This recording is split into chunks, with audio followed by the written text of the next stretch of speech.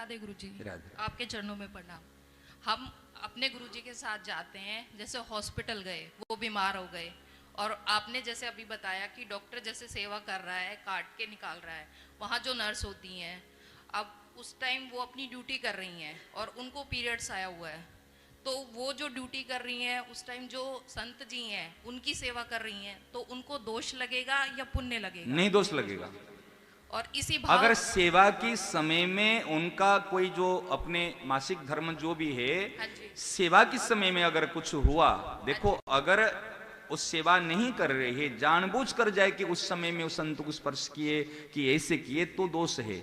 अगर सेवा के समय में ऐसे कोई जो शरीर का धर्म हो जाता है तो नहीं लगेगा, उसमें सेवा को महत्व देनी चाहिए। और सेवा होने के बाद में फिर जब घर पे आ गए फिर पूछ लेना चाहिए, देखो महाराज जी की संत भगवान और ऐसी ऐसी स्थिति है, यदि आपका नियम है तो मैं आपको स्पर्श नहीं करूं और किसके द्वारा कराऊं। यदि आपका नियम नहीं है किंतु मेरा जो कर्तव्य है, मुझे जो दायित्व मिला है मुझे तो करना पड़ेगा। मैं यदि सरकार को कहूं 4 दिन मुझे छुट्टी दो तो सरकार छुट्टी नहीं देगी, नहीं देगी ना, तो मुझे तो करना पड़ेगा। यदि आपका नियम है तो आप कह दीजिए मैं दूसरी व्यवस्था कर लूं, यदि नियम नहीं है तो फिर मैं कर लूं। कह देने से दोष नहीं है, ठीक है ना। एक और है मेरा, जैसे किसी का एक्सीडेंट हो गया रास्ते में, हाँ। अब हमने देख लिया है, हाँ। हमारी इच्छा हो रही कि हम इसकी मदद करें, हाँ। पर कुछ लोग जैसे बोलते हैं कि आप मदद कर रहे हो, आप ही फंस जाते हो। हाँ। अब हमारी आत्मा अंदर से कह रही है कि इसकी मदद करनी चाहिए। हाँ।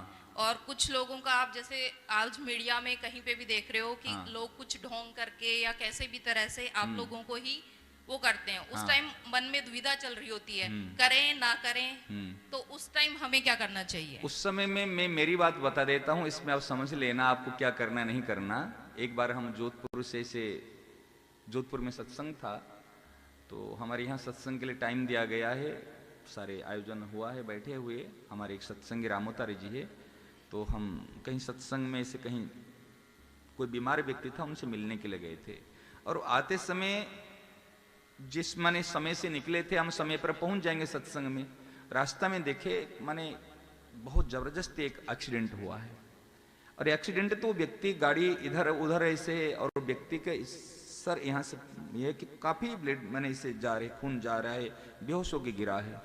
और 5 मिनट के 7 मिनट हो गया, काफी लोग चारों तरफ घिरे हुए हैं, कोई कुछ नहीं कर रहे, सब डर रहे हैं, ये मेरे पर आरोप लग जाएगा, कोई कुछ कह देगा, मेरे को फंसा देगा, कर लेगा। हमने कहा इतना भीड़ क्यों है, क्या एक्सीडेंट हो गए? तो हमारे गाड़ी पास में पंचामृत रखते हैं, गंगाजल, ब्रजरज, महाप्रसाद, गीता और नाम भगवान का, इसे पंचामृत की एक पैकेट रखते हैं। तो हमने पूछा यार गाड़ी में पंचामृत है क्या? उन्होंने कहा हमारे जी है। तो तुरंत लाए, उनके मुख में पंचामृत दिए, और भक्तमाल जो हम पहनते हैं ऐसे एक ताबीज टाइप के है, उसमें गीता और उसमें भक्तमाल और उसके अंदर गोरज ब्रजरज सब कुछ मिश्रित है, वो सारे थे। तो गाड़ी में हमारे एक संत थे और वो सत्संगी थे, हम थे, तो उनको तुरंत कहे भाई इसको ले। लोग ने कहा महाराज जी को फंसा देंगे। क्या सोच रहे तुम, एक का प्राण जा रहे, तो मुझे अगर फंसा देंगे, फंस भी जाएगा, अगर किसके हित के लिए, तूने तो किया नहीं, तेरे अगर किसकी सेवा के लिए अगर ये कठिनाई को हमको सहन करना पड़ेगा तो क्या हानि? अगर मेरे पिताजी के एक्सीडेंट हो जाए, क्या मैं छोड़ के आ जाऊं? मेरे सामने में अगर पिताजी की, मेरे परिवारजनों को किसी के से एक्सीडेंट हो जाए, अगर मैं बचा नहीं जाऊं, अगर मेरे नाम पर किसी ने फंसा देगा तो क्या मैं छोड़ दूं? उस समय में नहीं छोड़ूंगा ना। तो तुरंत हमने एक गाड़ी, खाली गाड़ी आ रही थी, उन्होंने जबरदस्ती रोका, इनको रोक के उसमें डाला, डाल के एक संत को बैठाया और वो नाम सुनाता गया, माला को डाल दिया, साथ साथ में आए, कोई नहीं आए, आकर के फिर हम हॉस्पिटल में गए, जाके उनके अपने नाम पे लेके, कौन इसके माने कौन इसके मुख्य कौन लेकर आया, हम अपना नाम लिखाए, लेके उनको भर्ती कराए, भर्ती करके इलाज कराए। इलाज करने के बाद 1-2 घंटे के बाद में शायद उनके परिवार वाले किसी ने आए, किसी ने कहा ये हो जाएगा, हो जाएगा, कुछ भी हो जाए, अगर हो जाए तो इसमें क्या हानि है? अगर हमने किया ही नहीं, उनकी सेवा करने के लिए क्या हानि? फिर उस दिन सत्संग के लिए बार बार फोन आ रहा था, लोग बैठे हुए सत्संग में, क्या अभी प्रैक्टिकल सत्संग हो रहे तो थ्योरी सत्संग क्या करेंगे?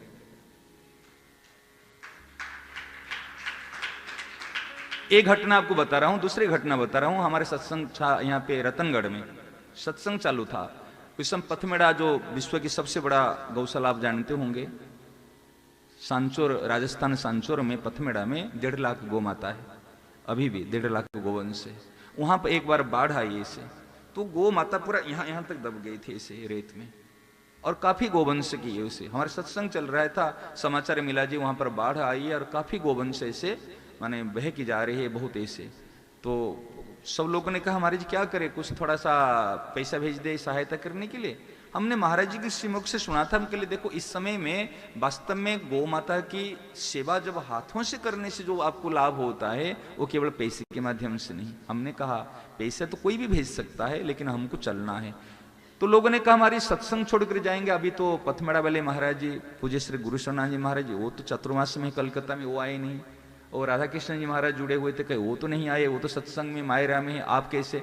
मैंने कहा सत्संग में हमको क्या शिक्षा मिलती है। यदि मेरे परिवार में किसी की मृत्यु हो जाए, मां की मृत्यु हो जाए, क्या मैं बैठे के यहां पर सत्संग कर सकता हूं।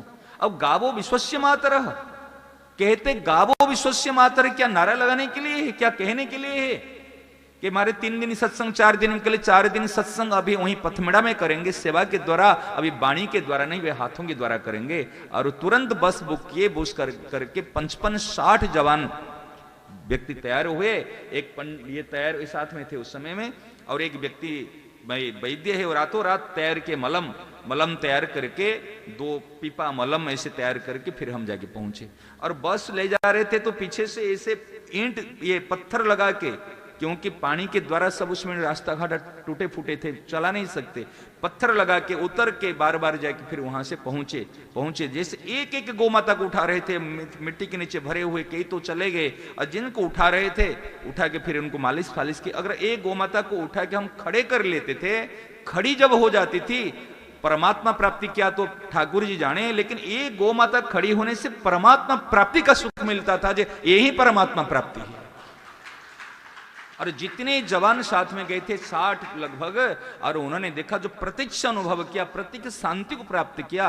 मैंने कहा देखो ये ही प्रैक्टिकल सत्संग है, केवल बातें बनाने से काम नहीं होता। जिस समय में जो चीज की जरूरत हो उस समय में वो आवश्यकता है। 2 घटना आपको सामने में बताया, इस बात कही तो सामने में 2 घटना हमारे सामने घटी है, और हमने जाकर उसमें किया। और फिर वो लोगों ने सामने में देखे, फिर चारा गुजरात से चारा मंगाए। अगर ये भेजने के लिए चाह रहे थे तो 1-2 लाख रुपया भेज देते। आपको क्या बताएं, 60-70 लाख रुपया की सेवा हुई। फिर ये लोगों ने अपने आप में चारा ऐसे मंगा के, फिर किसी को भी पता नहीं चला, सारी चीज सेवा होने लगी। क्यों सेवा ऐसे कोई दिखाने के लिए सेवा नहीं है। उस समय में अपने पर लेना, अगर मेरी मां होती, मेरे परिवारजन होते, क्या मैं छोड़ के आ जाता। अगर मेरे नाम पर हो जाए, कोई पूर्व का पाप होगा, पूर्व का कलमश होगा, कट जाएगा, कुछ नहीं। अपने को तो करना चाहिए, इंसानियत को नहीं खोना चाहिए उस समय। ठीक है ना, ये मेरे विचार है। इसलिए मैंने जो किया हूं, या जो मेरी भावना है, मैं आपके सामने में रख दिया हूं। अभी आपको क्या करना नहीं करना, आपको तो सोचो।